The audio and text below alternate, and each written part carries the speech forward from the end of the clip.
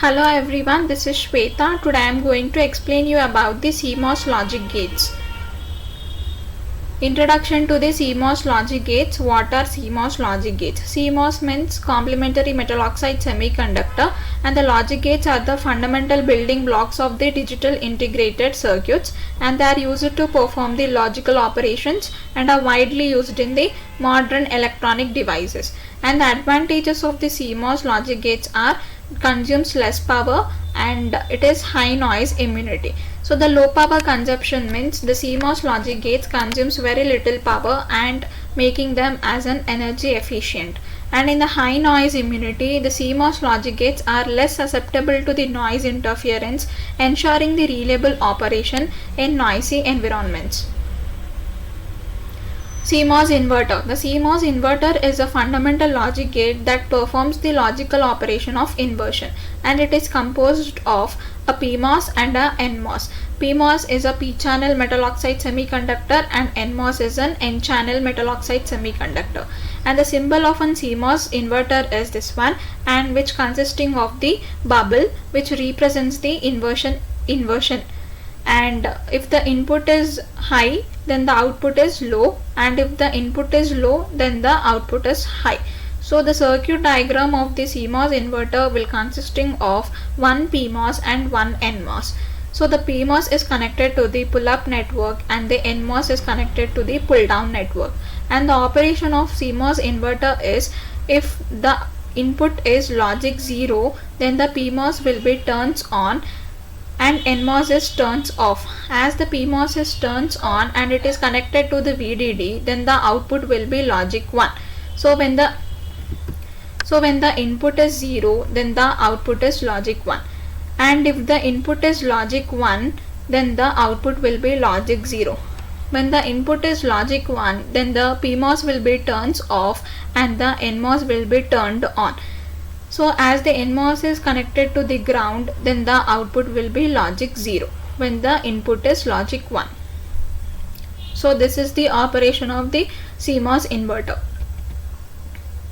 Next is short trick to draw the CMOS logic gates. So in PMOS, if two inputs A and B are multiplied, then the PMOS will be connected in parallel, and if the inputs are odd together, then PMOS will be connected in series.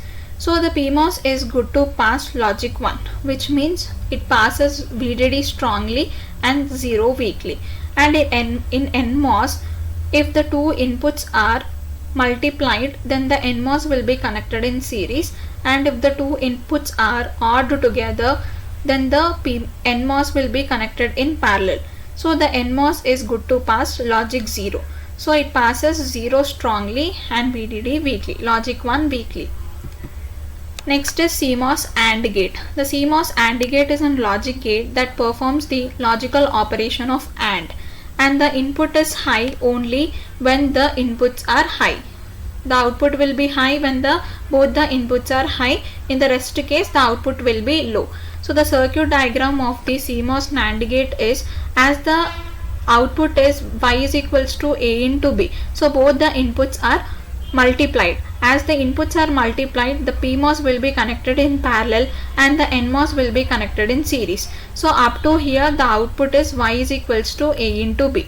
So A into B bar. As we connect the inverter, then it inverts and it produces the output as Y is equals to A into B. So this is the operation for the CMOS AND gate. Next is CMOS OR gate. The CMOS OR gate is a logic gate that performs the logical operation of OR, and the output will be high when any one of the inputs are high. Otherwise the output will be low. So this is the CMOS OR gate, and the output will be Y is equals to A plus B. So as the output is Y is equals to A plus B, which means both the inputs are added. Hence the PMOS will be connected in series and the NMOS will be connected in parallel. Up to here the output will be Y is equals to A plus B whole bar. As it is connected to the inverter and it inverts and produces the output as Y is equals to A plus B. So this is the operation of CMOS OR gate. Next is CMOS NAND gate. So the CMOS NAND gate is a logic gate that performs the logical operation of NAND, which means NOT plus and consisting of multiple transistors which are connected in series and parallel, and the output will be low when both the inputs are high, otherwise the output will be high. And now here the CMOS NAND gate, in the CMOS NAND gate output is y is equals to a into b bar. A into b bar means both the inputs are multiplied. So if multiplies, the PMOS will be connected in parallel and the NMOS will be connected in series. So this is the operation of CMOS NAND gate. And the CMOS NOR gate. So the CMOS NOR gate is a logic gate that performs the logical operation of NOR, which means NOT plus OR, and the output is high only when all the inputs are low, otherwise the output is low.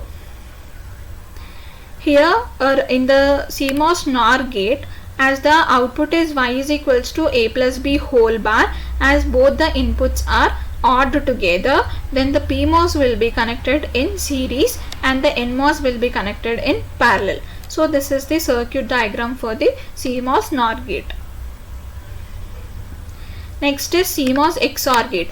In the CMOS XOR gate is a logic gate that performs the logical operation of XOR, which means exclusive OR, and the output of the XOR gate is high when the number of high inputs is odd, otherwise the output is low, which means the output will be high when there are odd number of inputs. The output will be low when there are even number of inputs. So this is the truth table for the exclusive OR gate, and the circuit diagram for the XOR gate is y is equals to a into b bar plus a bar into b, which means here both the inputs are multiplied. Hence the PMOS will be connected in parallel. For a into b bar and a bar into b, both in PMOS it will be connected in parallel, whereas in the NMOS it will be connected in series. So this is the operation for the CMOS XOR gate. Next is CMOS XNOR gate. The CMOS XNOR gate is a logic gate that performs the logical operation of XNOR, which means exclusively NOR. The output will be high when the number of high inputs is even, otherwise the output is low, which means the truth table consists of if there are even number of ones or even numbers, then the output will be high. If there are odd numbers, then the output will be 0.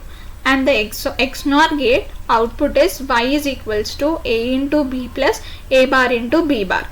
So here also these both the inputs are multiplied, hence the PMOS will be connected in parallel.